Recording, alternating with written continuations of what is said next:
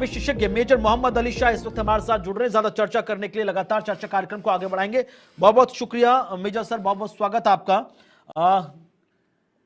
पाकिस्तान के अंदर internal security हो चाहे बॉर्डर एरिया की सिक्योरिटी हो, हर एक स्टेट पे लगातार क्वेश्चन मार्क बनते हैं। लेकिन अब ये तस्वीर निकलकर सामने आई जहां पर पाकिस्तान में अचानक से चलती ट्रेन में बॉम्ब ब्लास्ट होता है, धमाके की आवाज होती है, एक नहीं, चार नहीं, 6 डब्बे डिरेल हो जाते हैं और अफरा तफरी का माहौल बन जाता है।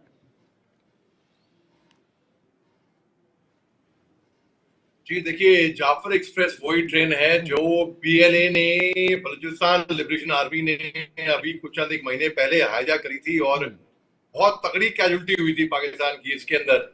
तो उसी ट्रेन में, जाफर एक्सप्रेस में, अब तक तो इनको वहां की सिक्योरिटी टाइट कर देनी चाहिए थी। ये लोग सोते हुए पाए नहीं जाते थे। ये लोग अपने अपने कमरबंद का नारा इनको कर देना चाहिए था अब तक, लेकिन अपने कमरबंद का नारा नहीं कसा शायद इन लोगों ने। तो बहुत दुख की बात हुई कि भाई वहां पे इतनी आतंकी हमला, ऐसी ब्लास्ट हो रहे हैं उनके ट्रेन के अंदर और लोग जाग भी नहीं रहे। अनुमान तौर पे क्या होता है जब कोई ऐसा कोई उग्रवादी, आतंकवादी, दहशतगर्दी या जी घटना होती है या ब्लास्ट होता है तो आप चौकस हो जाते हो, आप चौंक जाते हो, आप अपना गार्ड डाउन नहीं करते हो। अब अगर दोबारा यहाँ पर इतना तगड़ा एक ब्लास्ट भी हो रहा है तो यानी कि ये लोग चौकस नहीं थे बिल्कुल। तो जी हाँ, ये दुख की बात है और पाकिस्तान को अपने सबक से सीखना चाहिए मेरे ख्याल से। चलिए इसी बीच आगे बढ़ रहे, रुक कर रहे अगली बड़ी खबर की तरफ। बात हो रही जी समिट की, जहां पर G7 समिट कनाडा के अल्बर्टा शहर में होता हुआ नजर आया और उसके बाद पीएम मोदी और डोनाल्ड ट्रंप के बीच फोन पर टेलीफोनिक कन्वर्सेशन हुई है।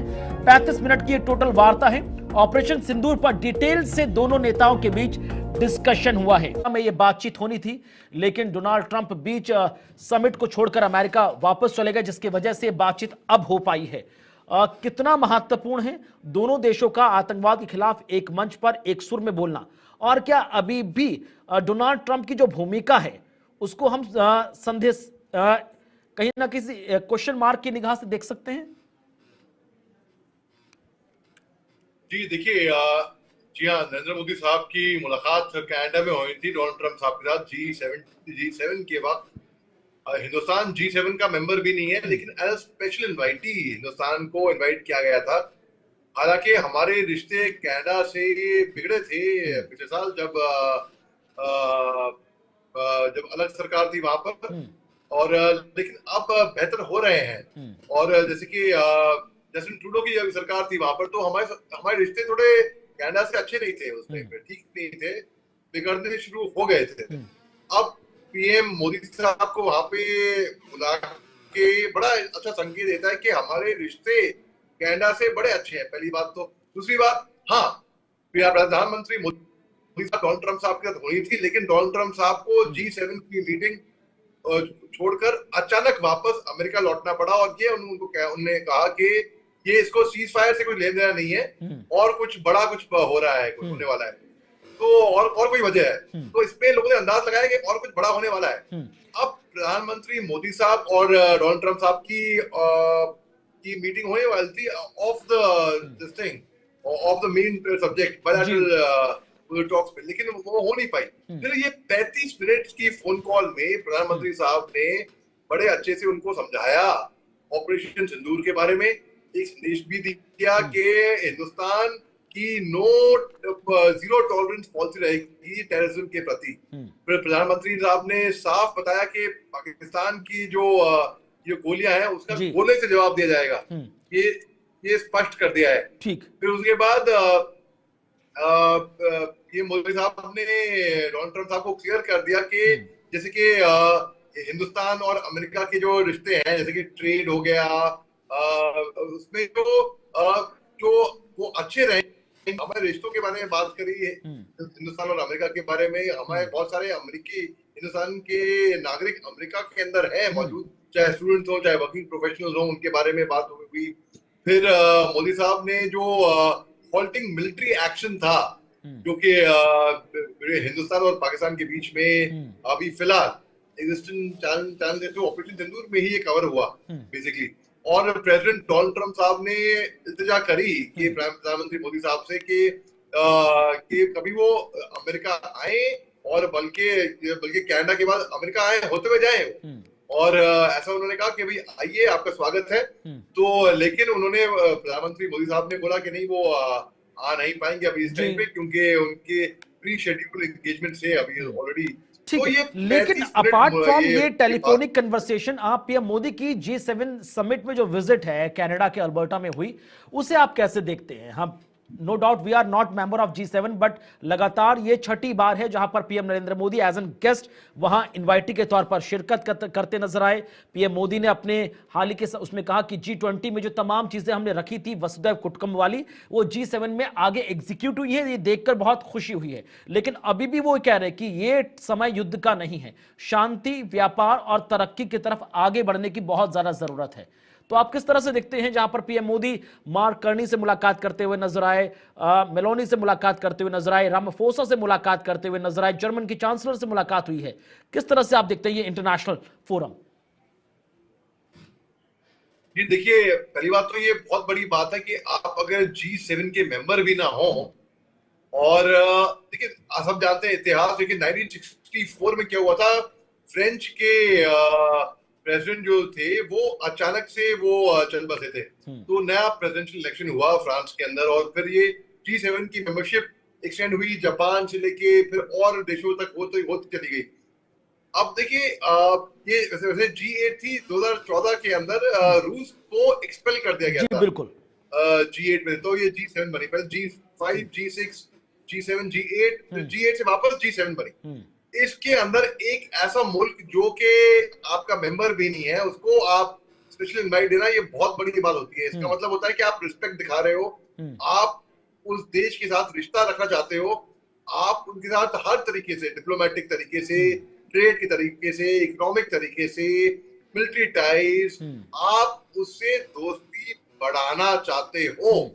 तो ये बहुत बड़ी बात थी। और जी हाँ, प्रधानमंत्री मोदी साहब की मुलाकात हुई वहां पर और भी ग्लोबल लीडर से, क्योंकि हिंदुस्तान का स्तर दिखाता है कि आज की तारीख में वर्ल्ड फोरम में वर्ल्ड कितना बड़ा है। ठीक है, अब ये मेरा पर्सनल एक सवाल है, आप किस निगाह से देखते हैं? क्योंकि लगातार हमने देखा कनाडा के जो पूर्व प्रधानमंत्री थे जस्टिन ट्रूडो, उन्होंने अपनी सरकार को बचाने के लिए भारत के साथ जो संबंध थे उनको भी आग की खाई में झोंक दिया। अब मार्क कर्नी आए हैं, वो लगातार संबंधों को बेहतर कर रहे हैं, पीएम मोदी को इनवाइट किया गया, लगातार द्विपक्षीय बातचीत भी हुई है, और इस बार यह भी निकलकर सामने आया कि दोनों नेताओं ने कहा कि जो दूतावास है उसको रिस्ट्रेन किया जाएगा, सैन्य समझौते और राजनीतिक संबंध, हर चीज बेहतर की जाएगी। तो ये जो चीजें जो डिरेल रही उन्हें अब स्ट्रीमलाइन किया जा रहा है, ये कितना महत्वपूर्ण है? क्योंकि हमें मालूम है दुनिया की, भारत की बहुत बड़ी आबादी कनाडा में रहती है, बसती है और बसर करती है। जी देखिए, बहुत बड़ी आबादी हिंदुस्तान की कनाडा के अंदर है, और बिल्कुल चाहे स्टूडेंट्स हो, चाहे वर्किंग प्रोफेशनल्स हो, चाहे युवा पीढ़ी हो, बहुत बड़ी आबादी एक तरीके से कनाडा के अंदर है। और जब भी हमारे प्रधानमंत्री साहब जाते हैं, वो इंडियन डायस्पोरा को वहां पर जरूर मिलते हैं किसी भी देश में, और उनके राष्ट्रपति को, उनके हेड ऑफ स्टेट को उनको मिलते हैं, उनको बताते हैं। जब भी कोई जाता है कि हमेशा बोलता है कि वो इस देश के अंदर आपकी छत्र छाया में सुखी है, और शुक्रिया आपने हमारे को अच्छे से रखा, अच्छी से देखभाल करी।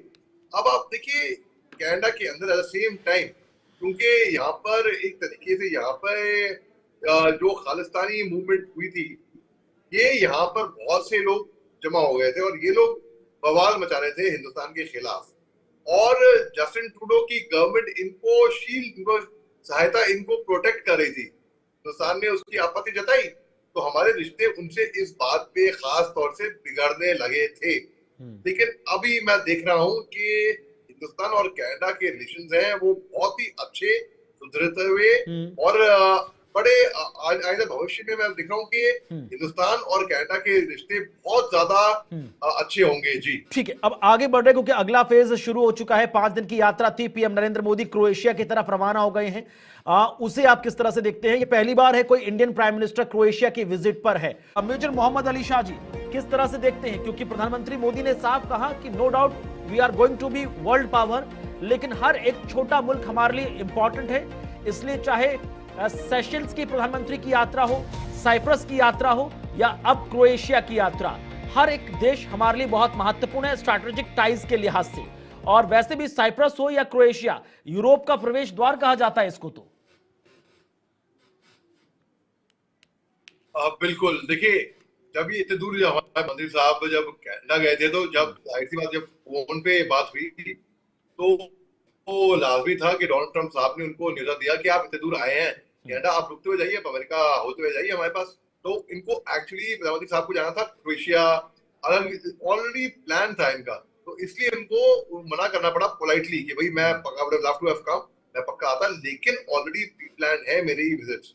अब क्रोएशिया के साथ हमारे रिश्ते, आप देखिए, जैसे आपने बताया कि पहले प्रधानमंत्री होंगे जो वहां पर विजिट कर रहे होंगे, तो इसमें ग्लोबल स्तर पर इंटरनेशनल कम्युनिटी पे हिंदुस्तान का नाम का, छवि का नाम बहुत ऊंचा हो गया है।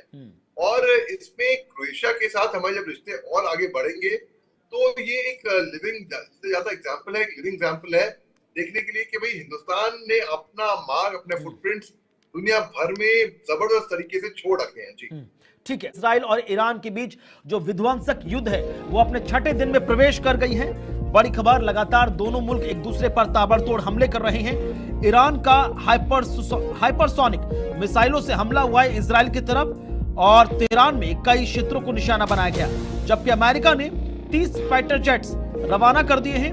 और इजराइल ईरान युद्ध के बीच डोनाल्ड ट्रंप ने साफ कहा, खैमानी को पद छोड़ना पड़ेगा, सरेंडर करना पड़ेगा बिना किसी टर्म्स एंड कंडीशन के।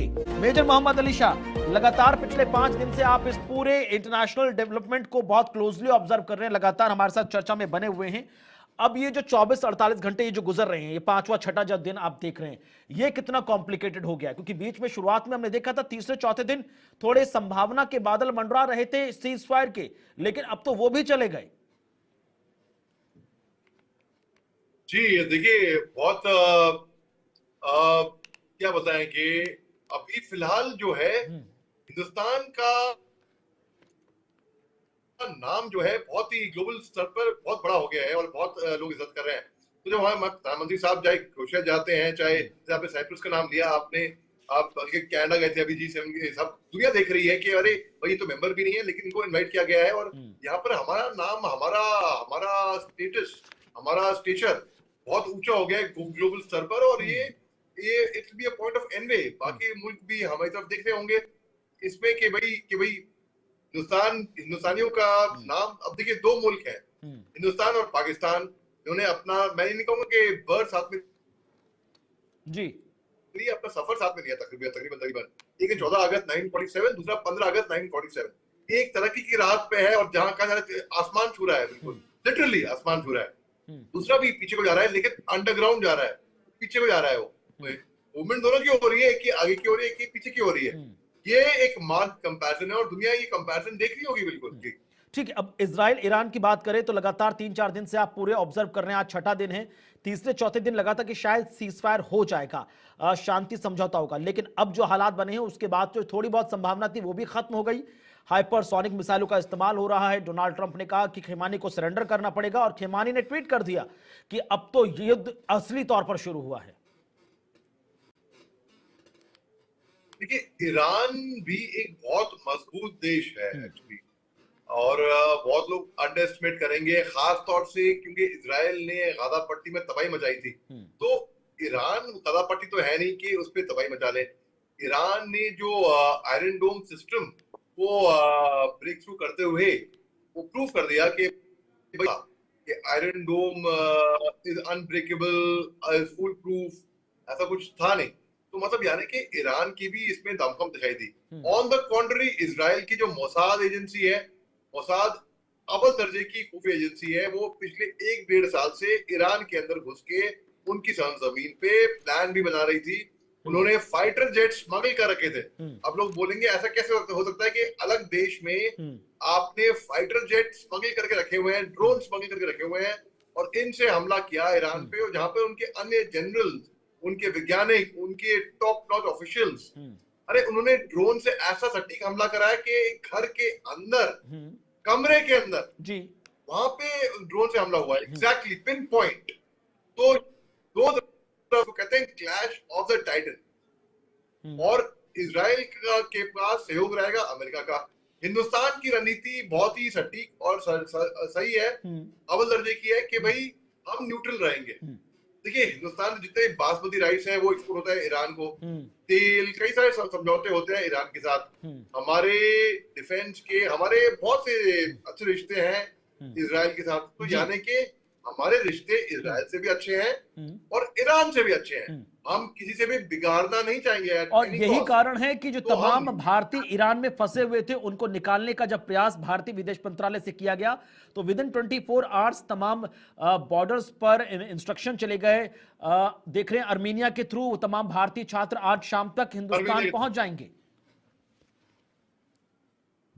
बिल्कुल 100 से ऊपर छात्र हैं जो अर्मेनिया के थ्रू, क्योंकि अब जाहिर सी बात है एयर रूट बंद हो गए थे, भारतीय छात्र हैं ज्यादातर, अबाउट 90 तो कश्मीर से हैं बेसिकली। तो ये फंसे हुए थे ईरान के अंदर, अर्मेनिया के थ्रू इनको सेफ पैसेज ले आया जाएगा और ये हिंदुस्तान का रिवाज रह चुका है, चाहे गल्फ वॉर हो, चाहे ऑपरेशन गंगा हो, चाहे कहीं पे भी हो। हमने अपने नागरिकों को हमेशा उनके साथ खड़े रहे हैं, हमेशा उनको सेफ पैसेज निकाला गया है। और हमने हिंदुस्तानियों का ही नहीं, जहां पर इंसानियत मानवता के नाम पे बने, हमने मदद जरूर करी है। चाहे आप अफगानिस्तान में देख लीजिए, जब तालिबान जब आई थी तो हमने अपनी एयरलाइंस भेजकर कई फॉरेन राष्ट्रों को भी हम महफूज तरीके से हिंदुस्तान लेकर आए थे। चलिए, बहुत बहुत शुक्रिया मेजर मोहम्मद अली शाह हमारे साथ इस कार्यक्रम में जुड़ने के लिए और तमाम ये इंटरनेशनल इवेंट्स पर एक एक करके अपना नजरिया पेश करने के लिए।